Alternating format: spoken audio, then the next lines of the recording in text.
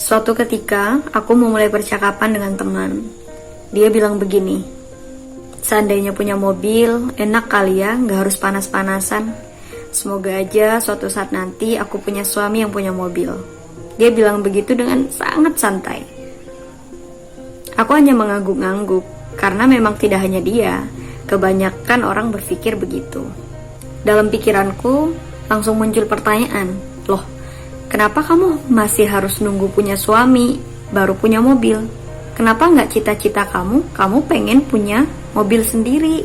Percakapan itu membuat aku berpikir berkali-kali.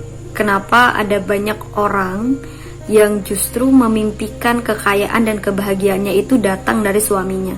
Jadi kalau dia pengen rumah yang besar, rumah yang mewah, mobil Mercedes, Lamborghini, dia selalu mengharapkan untuk mendapatkan suami yang kaya, bukan berusaha untuk mendapatkan itu dari hasil jerih payahnya sendiri.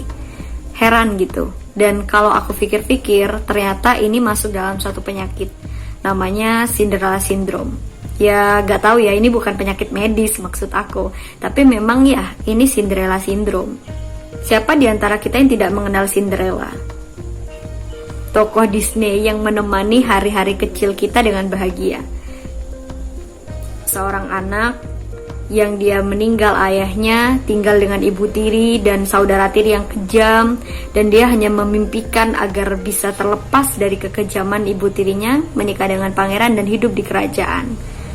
Cerita perempuan yang diangkat dari babu menjadi tuan putri lalu hidup bahagia selamanya. Ketika aku kecil juga begitu.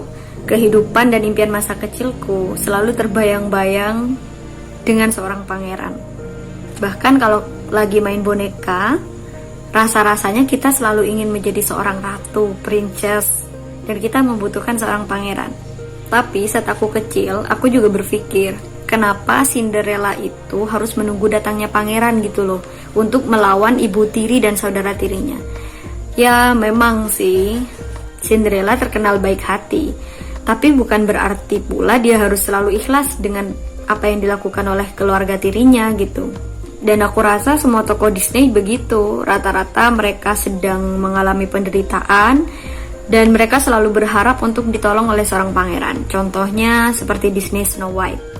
Dia lahir dengan kondisi fisik yang sangat cantik, dibuang oleh ibu tirinya, dia hidup dengan kurcaci, kemudian ya teman-teman tahu sendiri dia makan apel dan tertidur pulas, lalu dia dibangunkan oleh ciuman pangeran. Itu yang paling aku tidak masuk akal.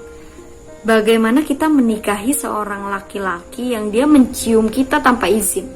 Dan kenapa Snow White justru menikahi pangeran yang dia tidak kenal gitu loh? Jadi hanya karena dia pangeran, dia akan membawa dia ke kerajaan dan hidup bahagia selamanya. Semua tokoh Disney ketika aku masih kecil rata-rata begitu. Seperti Ariel, misalkan seorang putri duyung yang rela kehilangan ekornya diganti dengan kaki untuk mendapatkan cinta pangeran, mengingatkan kepada pangeran bahwa dialah yang menolong pangeran ketika dia tenggelam di laut. Ada banyak pengorbanan yang dilakukan Ariel untuk mendapatkan cinta pangeran. Dan versinya beda-beda. Ada yang Ariel akhirnya menikah dengan pangeran. Ada juga yang endingnya justru Ariel harus kehilangan suaranya untuk selama-lamanya. Berbagai tokoh fiksi tersebut membuat kita memiliki impian mencapai kebahagiaan ketika kita berada pada gerbong pernikahan.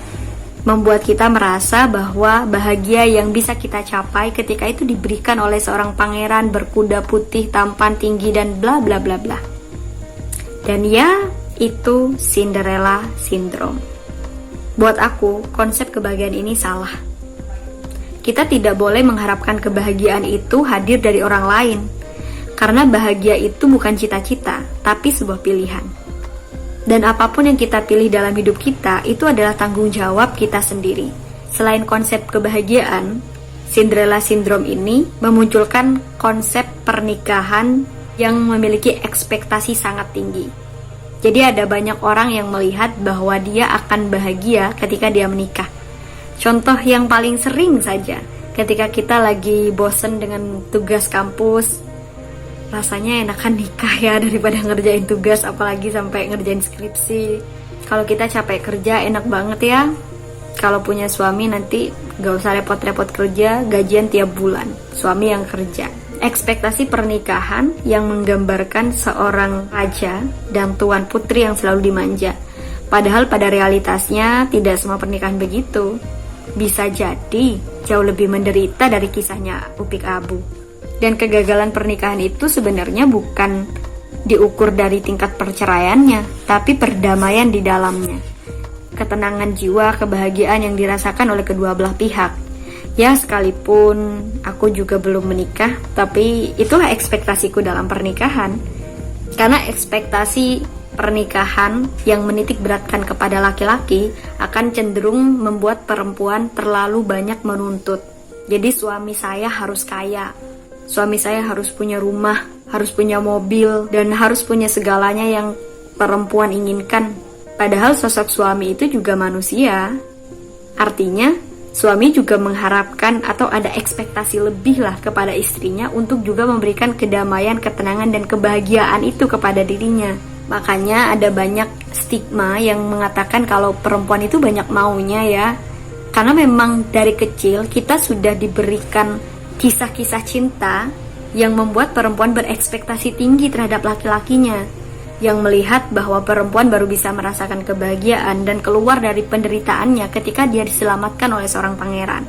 Pada akhirnya, pernikahan yang dipenuhi dengan hal-hal sederhana menjadi tidak berarti apa-apa. Padahal mungkin disitulah letak kebahagiaan kita. Bahagia adalah perasaan yang dihadirkan oleh diri kita sendiri. Kita tidak bisa menuntut orang lain untuk bisa membahagiakan kita. Dan bahkan sebelum kita menikah, kita harus sudah selesai dengan diri kita sendiri. Apakah saya sudah bahagia? Apakah saya sudah yakin dengan keputusan saya untuk menikah? Apakah saya akan menjadi beban atau justru menjadi keberuntungan untuk suami saya? Karena kebahagiaan itu pada hakikatnya tidak lahir hanya dari tawa, tapi juga dari rasa sedih, kecewa, marah, iba, dan juga kesenangan. Dalam hubungan antara laki-laki dan perempuan, itu semua bisa terjadi kalau kita mensyukuri itu sebagai proses dari sebuah hubungan.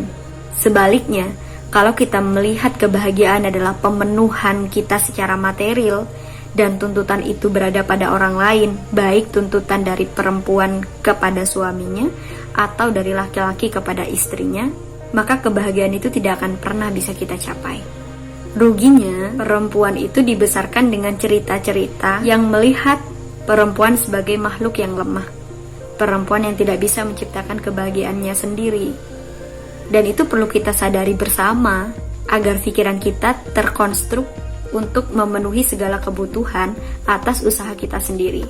Sekalipun ada beberapa waktu kita juga membutuhkan bantuan orang lain. Sebagai perempuan, kita juga harus memberi tameng pada diri kita agar tidak terkena Cinderella Syndrome.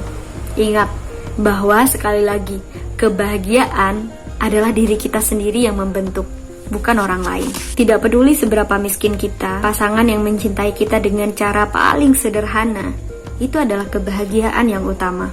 Karena konsep kebahagiaan yang dikontrol oleh diri kita akan menghadirkan sifat menghargai orang lain. Mungkin hal ini bagi sebagian orang adalah hal yang sangat remeh.